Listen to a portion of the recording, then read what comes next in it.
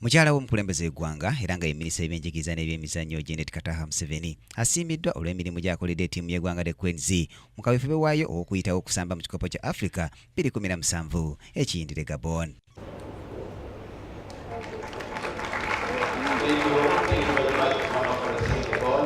Janet Museveni aweereddwa ekirabo ky'omupiira nga akabonero akamusiima olw'ensonga nti okujja kwe minisitule kyakyusa embeera y'ebyemizannyo mu ggwanga ssaako n'okubawo kwe ku mupiira gwa Cranes ng'ewangula Komolose Nambole kyazaamu abazannyi amaanyi.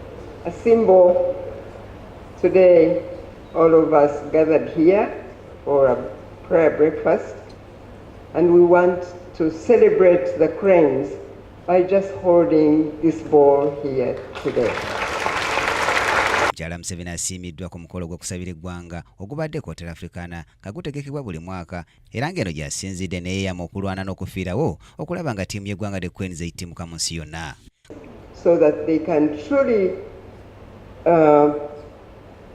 uphold the spirit of sports in our country and continue to excel across the globe.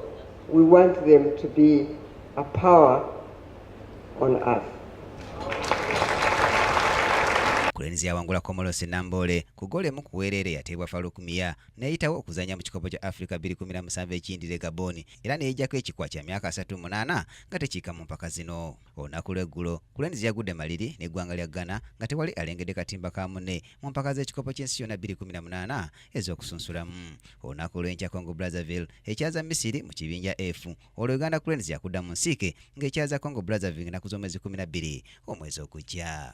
Brian Katende mulabi mizannyo Kingdom TV amalindirire. This is Kingdom TV.